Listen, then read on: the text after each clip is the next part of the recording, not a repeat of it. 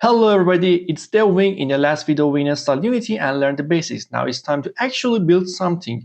In this episode, we'll create our first level, add a player sprite, and make a real physics happen so our character can fall, collide, and stand on the ground. We'll also talk about cameras, and I'll show you the difference between orthographic and perspective in a 2D game. By the end of this video, you will have a playable scene, not just a theory. So let's start building our first 2D platformer level. Okay, first of all, I need to change the layout to 2x3 because it works for me, but if you don't like it, you can change any kind of layout you want or customize for yourself. I'm going to create a folder here. I'm going to call it sprites because I want to add my images. So I prepared some images that they are available to download on my description, so we can download them and use them, or you can use your own sprites. Okay, now, first of all, I need to select all images, for example, this folder, and in the configs, you have to change the sprite mode to the single. I'm going to tell you what is the difference between them.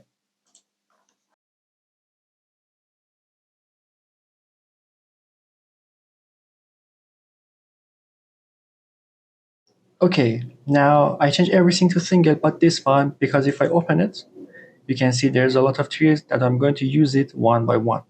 And for using, just you have to click on this icon and you can see already Unity generated these as a one tree. But if you want to change it and make it perfect, because for example, if I drag this one, as you can see, there is a lot of pixels here that are not useful. So I have to fix it. I'm going to click on here, open Sprite Editor, and here we have a lot of squares and rectangle that they are the borders of the image. You can just change them and align them again, and sometimes you can just trim them to be sure. And there's some images, for example, these stones, that they are not useful. Yes, we have here too, and yeah, here. So I'm going to remove them. I'm going to apply.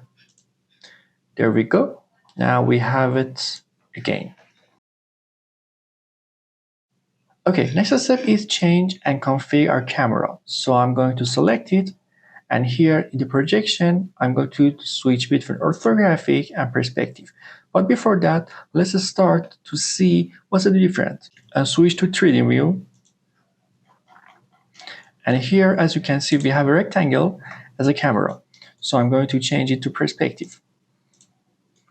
There we go. Now we have a perspective camera. I'm going to use it for our game. So let's back to 2D vision again. Okay, first of all, I need a wallpaper as a background. Okay, I'm going to drag it here, and as you can see, it's extremely big. I'm going to select my camera, and I'm going to use the zenith of the position to align the camera.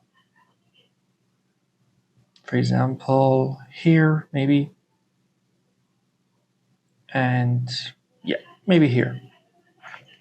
But as you can see, we have a lot of gap here and here, so I'm going to scale it. I'm going to select my wallpaper. I'm going to set the linker between all scales, because if I just change it like this, it's moving X, Y, and Z separately. And I'm going to select this one, and now I can do it. Now let's start to add platforms.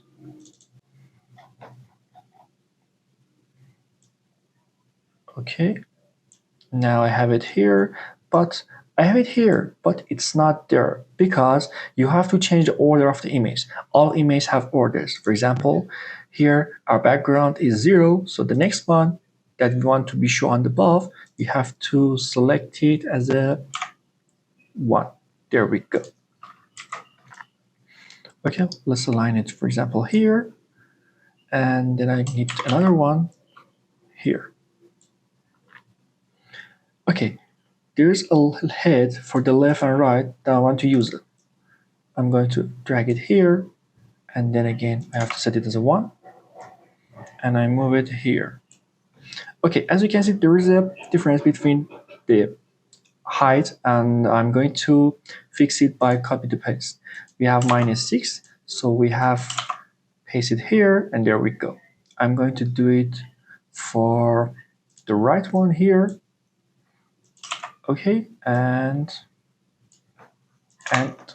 we have order in layer 2 to set. Good. But there's another problem. If I just change the middle one, I lost the alignment. So I have to select these two. I have to move them as a child of this object. There we go. Now, if I change the position, the left and right head will come with it. Good. Okay. Now let's add some physics. So I'm going to select this one, and here you have to go to the physics 2D because it's a 2D game, and you have to select between these kind of colliders. We have box colliders, area colliders, capsule, circular, any kind of colliders you need. But for this one, I'm going to use box collider.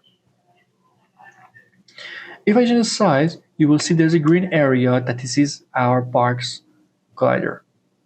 I'm going to set it, and now I'm going to select here, and I do it exact thing that I have did.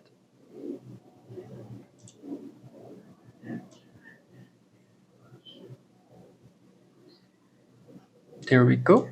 And also we can just add offset if you want. For example, here. There we go. Okay. Okay, now let's add our character. I'm going to select the character, I'm going to drag it, and now we have order problem again. So we have a problem with platforms too, so I have to increase another one. There we go.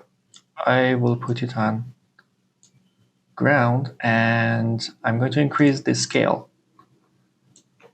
Actually 2.5. Yeah, it's good. Okay, now let's add some physics. I'm going to select physics 2D, and here we have rigid body 2D. You have to use the 2D version, not 3D version. Okay, now I'm going to put it a little to the top, and then let's start. There we go. There's no collision, but we have our physics. We have gravity. Actually, the gravity was not good, so I can scale the gravity. I'm going to put it on 5. There we go. We have more speed on gravity. But what about colliders? We have to add another collider to our player. So I'm going to use the capsule version. As you can see, we have a circle here. So let's define it to the capsule, and perfect. Now let's start again. There we go. As you can see, it's not perfect and it's not landed completely. So I have to select this one, actually this one, and you can see our physics for ground is not perfect. So I have to just move it a little to the down, like this, maybe this. Yeah, now it's perfect. So we have 4.22, but if I just close it, I can see it's popped back to the version that it was on off editor mode, not the runtime mode. So I have to write it again. There we go. And we need to add it for this one too.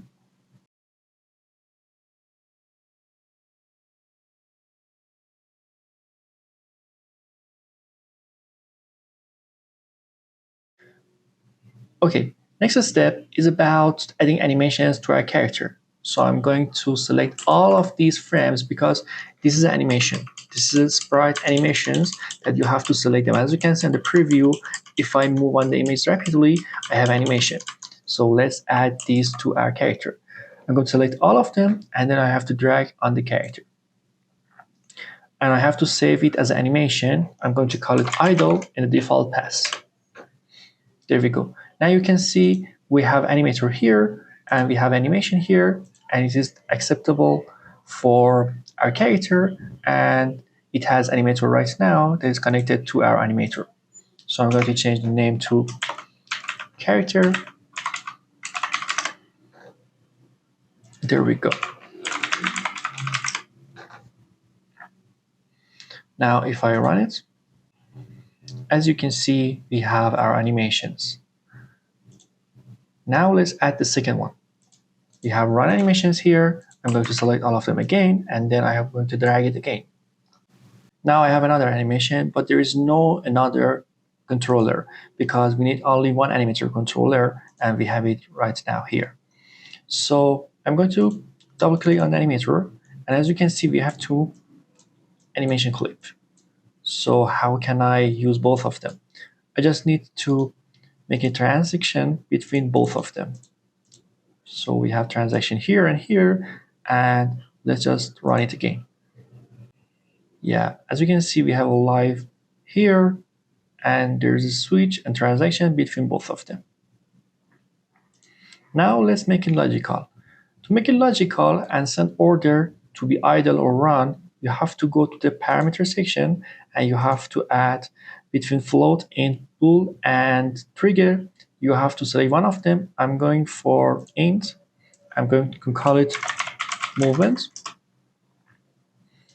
And now here you can just add the condition. So just select the transaction arrow and select the condition. And here we have movement. I'm going to equal to it to 1. And for the back one, I'm going to equal to 0 again. So let's test again. Okay, as you can see, we have idle, and now we have run. There we go. Let's back again.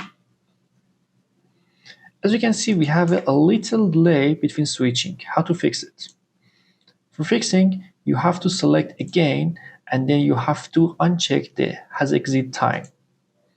And now it will immediately switch when you change the parameter. Uncheck for these two and check it again.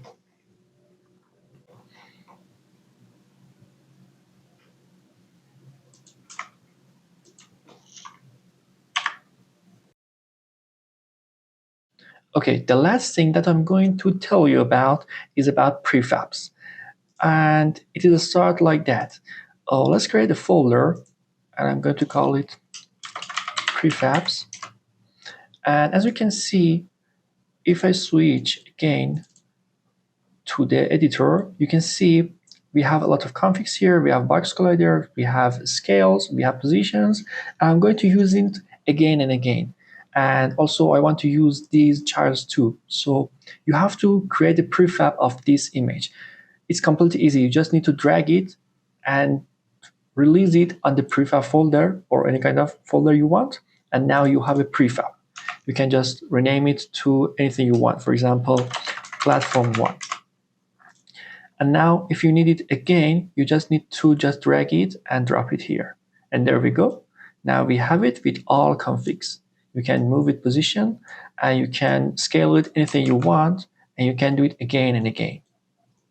And the thing is completely good for that. It is inherited from other things. For example, if I add two platforms here, and if I open the prefab, and if I change this one to a little upper, and if I get back, as you can see, both of them, and I can see 3 of them, are with same config. So it's easy to configure a setup for you too. Thank you for watching this video. It was all about part 2. Please post any kind of question that you have as a comment, and I will answer all of them. See you in the next part.